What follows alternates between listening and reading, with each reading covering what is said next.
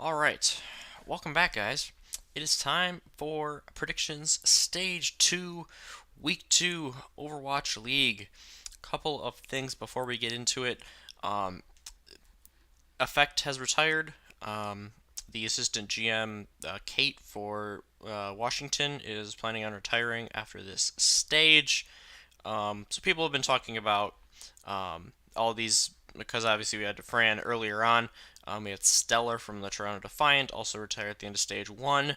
Um, and people are starting to talk about this topic a little more, like burnout in the Overwatch League. So I'm going to make a video discussing that topic a little bit more in depth and my thoughts on it.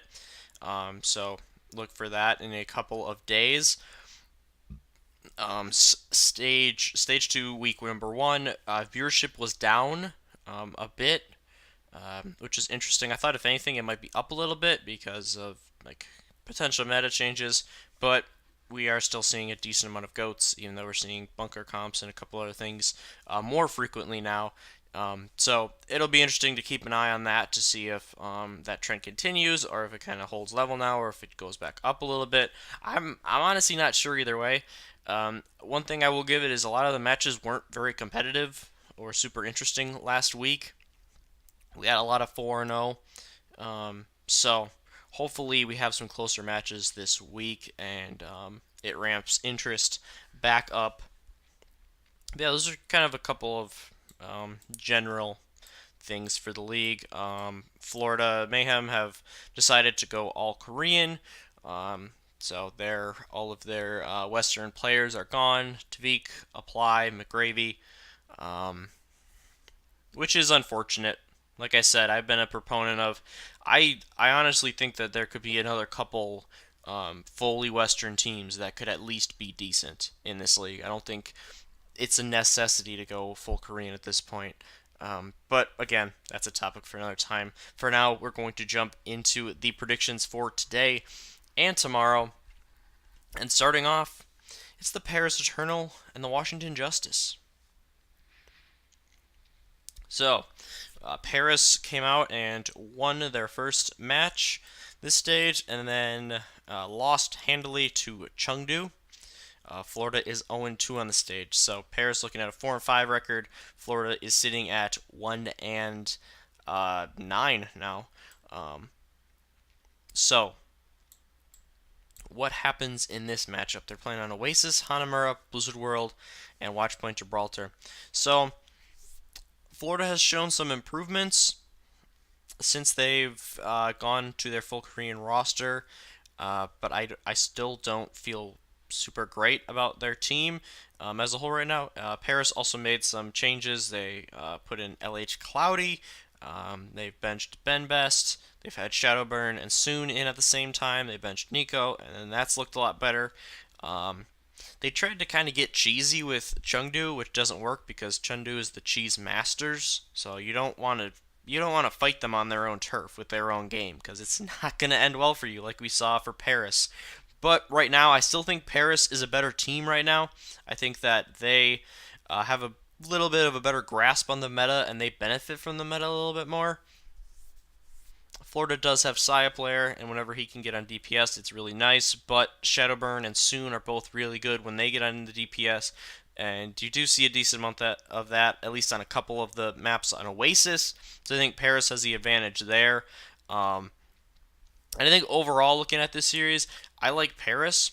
I could see them tying on Hanamura, and I actually will say that I think Paris wins one, they tie on two, Florida takes three, and then Paris takes four, and they get a 2-1 victory over Florida.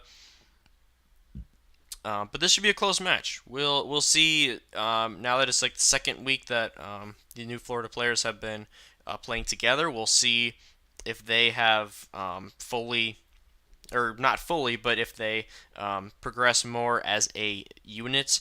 And because if they do, this could be a very close match. I think it will be a pretty close one in general. Um, but I think there is definitely potential for Florida to pick up their second win here. But right now, I trust Paris more. Going on to a rematch from Stage 1. We see a lot of these because these are teams that are in the same um, division. And teams in the same division obviously play each other more than the other teams do. So, what happens between these two teams? I think this is a 4-0. Washington has looked a bit better this stage. New York still looks very good, though. I don't know if news of Kate retiring will affect Washington a lot either way. We'll have to wait and see. And I will talk about that situation more when I talk about the burnout video, because her reasons were a bit different than some of like the players that have retired. With her, she cited harassment as one of the reasons, so we'll talk about that. But in the meantime, looking at these, Lijiang, Hanamura, Eichenwald, and Junkertown, I don't think it really matters either way. I think New York is going to kind of flex on them. One thing that I will be curious about is to see if New York does substitute anybody in, especially for map 4, if they are ahead 3-0. We saw them do this one time in stage number 1 on Dorado. They put in Sabiolbi and who was it? Was it Flower? I think it was Flower. But they put in a couple of their DPS players who hadn't been playing nearly as much. So we'll see. Or maybe it was Arc. But we shall see. Arc obviously playing against his former team. But yeah, I think this will be a pretty easy 4-0 for New York. Not a lot to talk about with that one. Next match, we got a rematch of the semifinals for stage number 1. Vancouver versus Seoul. So Vancouver crushed Seoul when they played in the semifinals of stage 1. Seoul is coming off a narrow loss to the Gladiators in week number 1 of stage 2, and Vancouver is coming off a pretty easy victory. So I'm not going to pick Seoul here. I think Vancouver wins it. I do think Seoul will put up a better fight than they did last time. They are playing on Rialto, which is something that we saw a lot in stage number 1. But otherwise, you got like Temple, which we saw a decent amount in stage 1 as well, and then Busan and Eichenwald. So I think Seoul will take a map. I couldn't even pinpoint. I think either map 1 or 4 will be their best chance. I don't think they'll have much of a chance at all on Temple. And Eichenwald, I don't think that'll bode very well for them either. But we've seen Seoul play very well before. I think if they play as well as they did against the Gladiators, they can probably take a map. But there is potential for this one to be very close. But I don't quite trust Seoul, like I said. They've been a very consistent team. They're sitting at 4-4 at the moment. And Vancouver is very confident. They seem kind of unstoppable right now, and I don't think that they'll stumble and lose to a team that they should beat just because of the makeup of their team. They're not a team that really plays down to the level of their opponent so much. So until they play New York and San Fran, I'm pretty much going to be picking them until I see them like actually drop off, or if I see like major problems start to develop when I'm watching them. But I will give Seoul the benefit of the doubt, and I think they'll take a map in a eventual 3-1 victory for Vancouver. Then a matchup of, for me, my two most overrated teams, the teams that were 5-2 in stage number 1.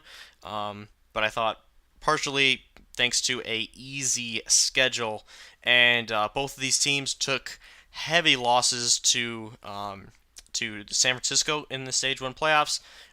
Fusion's was a little bit closer than Toronto's, but neither of them were close at all. So looking at the maps, Busan, Paris, Blizzard World, and Rialto. And this is a very important match for these two teams because they're both sitting at 6-3 overall, which is good. They're sitting at 1-1 on the stage, so whoever loses this, they'll fall to 1-2, and they'll face it'll be a pretty tough road for them coming back to if they want to make the stage 2 playoffs as well. And then in terms of the overall playoff picture, it's of course important too, because being 7-3 is you're in pretty darn good shape. Through 10, 6-4, still good, but not quite as much, of course. So I would honestly, if this was stage 1, I would favor Toronto, but since it's stage 2, I favor Philly. I think that especially since Stellar has retired, when Toronto has to play Goats, their brig play isn't as good because they've played Astro like a map or two, and then mostly they've played I'm 37, who is a really cool story, a guy who just kind of ran through the path to pro scene and landed his way on Toronto. And he's a good player, but in terms of his Brigida, I don't think it's as good as Stellar's was, and he's not quite there with the team yet in terms of being comfortable. So we'll see how that develops. Plus, Winston Goats, we've seen a resurgence of it. It's been played, I don't know about more than Ryan Goats, but definitely more than it was in stage number 1. And Philadelphia loves Winston Goats. So this should be a better meta for Philly. Plus, they can flex off and show EQO and Carpe's skills. And Toronto, they have Ivy and I'm 37, who I think are both good, but not as good as Philadelphia's. So because of that, I like Philly in this matchup. I'm gonna say they take this one 3-1. And it's the winless LA Valiant. Will they get their first victory against Atlanta, who has stumbled out of the gate to start stage 2? 0-8 Valiant, 4-5 Reign. The maps: Lijiang, Paris, Blizzard World, and Junkertown. So, as you guys know, I've been kind of a Valiant defender. I would say I would lean a lot more that way. Which is weird because I'm not a fan of them. I'm a Gladiator fan, so I hate the Valiant, as crosstown rivals. But when I watched them, and it was pretty bad last time out. They got smoked by San Fran, but San Fran is, I mean, number 2 or 3 in the league right now. So Atlanta's definitely not playing nearly as well as San Francisco is. They're still trying to integrate Baby Bay to the lineup. They've also been playing Fried, the off tank that they picked up from Contenders, instead of Dakgo, which doesn't make any sense to me. Maybe rotating them to get different like little play styles, that I could understand, but they've only played Fried, so I don't know what they're thinking. And I think this is it. I'm gonna pick Valiant here, and if they lose this, then I'm giving up on them. I'm just going to pick against them like every freaking week unless they play like maybe Florida or Washington. But I still might pick Florida or Washington if they can't do this. Like I said, Atlanta's kind of reeling. They still do have a good team, but they are very vulnerable right now. They don't seem to be super comfortable with this new meta yet. Baby Bay has been getting his grabs eaten. Fury just went absolutely insane last match when they played. But Space is one of the best divas in the league in terms of eating grabs, so maybe that'll translate over. And I think Atlanta they're a confidence team, and right now their confidence has to be shaken with their performances in week 1. It's still going to be close. I don't think Atlanta is a terrible team. I really don't. I think that as time goes on, they're going to get better and better. They kind of like peaked with the Fran, and then they lost in the playoffs. They lost to Fran, and then they've slid. They're going to keep sliding for a little bit, but then they're going to bounce back because they do still have a very good core of players. But I'm going to take the Valiant in this one. I'm going to take it 3-1, but it's going to be very close on pretty much every map. So this is it, Valiant. Just get that win. Come on. Their next match after this is the Battle for LA. And if they go into the Battle for LA 0-9, like, come on. This is going to take away the insane hype of that series. So, there it is. I think it's going to be a Valiant. I really do. I think they're finally going to go over that hump.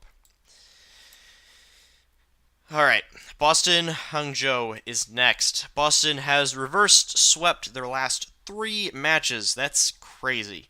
They're three regular season matches. Hangzhou have not looked great. They allowed Vancouver to finish Kings Row with 5 minutes and 16 seconds. They did not win a single team fight. They didn't slow them down like at all. And this was after they had like an attack where they had 350 left. And then they gave up an even worse defense, and it all went downhill from there. Vancouver kind of styled on them, and I think Hangzhou has more talent, but I don't think that means bullshit. I think Boston's a much better team right now. I I'm really coming around on Boston. For some reason I like this iteration of Boston more than the last iteration. So I'm kind of rooting for these guys. They have gotten off to a nice 2-0 start, like I said, this stage. Um, and I don't think they're going to have to reverse sweep this time. I don't. I think that Hangzhou's going to take the first map because they're going to have some wacky DPS comps and it's going to work out for them. Even though Color Hex has shown to be very good on the Widow and a couple other heroes so far. But I think Hangzhou has a slight advantage on Oasis. But then I think it's all Boston from there. Their execution is much better. I think their overall versatility is better. I think their goats is a lot better. And I can't trust Hangzhou. I really can't. Um, so I'm going to take Boston in this one, 3-1. They seem to integrate RCK pretty darn well into their lineup. So that's been cool to see. I think people's worries, I think, have been kind of put to rest a little bit if you're a Boston fan. It still sucks to lose Note, but RCK has been very good filling in, and because of that, I like Boston to keep winning and improve to 3-0 this stage. Then we have a team that is absolutely rolling in the San Francisco Shock, and then a team that is completely falling apart in the Charge. The Charge in their last 4 matches are, in terms of maps, they're 1-15. 1-15. It's been brutal. They have had to play good teams. I'll give them that, but they got murdered earlier this stage both times, 0-8, and Shock's been 4-0ing everybody. So I think this is horrible timing for Guangzhou. I think hopefully for them their schedule gets a little bit easier after this, but I think they play Gladiators next after San Francisco, which is not an easy opponent. So looking at the maps, it's Oasis, it's Paris, Blizzard World, and Gibraltar. If Guangzhou has any chance on any map, I would say it's Paris. Maybe they can use a bunker comp effectively, and that could really slow San Francisco down. But other than that, I mean, I don't give them much chance here. San Francisco's confidence is so high. They got a great read on the meta. They can play goats and some of the cheesy comps really well. They got a ton of versatile DPS players, and I just don't see any chance for Guangzhou here. It's a 4-0 for me, and yeah, what a spiral for Guangzhou. And it's sad because I still think there's a good team in place there, but if they're not managed well and coached well, their mindset might be completely disintegrating. And if it is, then I think we're gonna see the end of Guangzhou being contenders. But yeah, we're really gonna see the mindset of this team. We're gonna see the mental makeup and see how tough they are with this stretch. I hope that they can bounce back from it, but I'm honestly not sure either way. And then the final match of Friday, we got Chengdu Hunters taking on Shanghai Dragons. So, battle of the two of the Chinese teams. Of course, Chengdu is actually a Chinese roster and Shanghai is Korean, but that doesn't really matter. Looking at the maps, Lijiang Tower, Paris, Kings Row, and then Junkertown. So Chengdu has played very well this stage. I mean, they're up to 5-4. It's pretty crazy. Shanghai lost both of their matches, but they played against two very good teams in the Gladiators and the Excel. So there isn't a ton of shame in that. They did manage to take a map against Gladiators, and they did manage to tie a map against Excel. So while Chengdu should be favored in this matchup, I think Shanghai has more of a chance than a lot of people are giving them credit for. And I am going to go for an upset here. I'm going to pick Shanghai. I think that they're I wouldn't say they're uniquely suited to play against Chengdu, but they have some nuts DPS players. I mean, DM hits some crazy shots on Widow. Ding was doing very, very well in the Pharah against the Excel. And overall, I think that they still do have a good team. They're kind of in a Guangzhou situation where they've lost a couple in a row. They're down to 3-6. They really need to start winning. And this will be a tough one. But yeah, I think they can do it. I'm not quite sold on Chengdu. I really like them. I love their play style. They seem like a cool team of guys, but I like Shanghai a little bit more here. I think that they still do have that talent level. And I think that they've started to kind of show it in this meta. And playing against a team that I don't think is as good as the Gladiators or the Excel, they'll really get to show that. Um, I look at Junkertown and Paris especially for that. So I think they will eventually go to five. Yeah, this is the only five mapper I think for these 2 days. But I think in a very close match, Shanghai is gonna pull it out and surprise some people, make Bren super happy. Um, so yeah, we got off to in terms of predictions, we got off to a very good start last week. We went a total of what was it, 13-3. So it was really good. We went 3-1 the first 3 days, and then 4-0 the last day. So hopefully these predictions keep up for these 2 days. It's crazy that Houston and Dallas still haven't played, and they won't play for the first 2 days. I do believe they play on both of them play on Friday or on Saturday or Sunday. But still, it's a weird little layoff. Yeah, so Houston Saturday and Dallas Sunday, or Dallas Saturday and Sunday, I should say. All right, so those are my predictions for today and tomorrow. Let me know what you think about them. I didn't go for a ton of upsets. Like I said, Shanghai would be the one that I would think of. I guess Valiant over Rain would be an upset as well. But yeah, let me know what you think. If you have any crazy predictions, if you think like Vancouver will go down or Hangzhou will get it together, let me know. But otherwise, thank you very much for watching. Good luck to your teams playing this week, and I hope you have a great couple of days. And then I'll see you in the next one.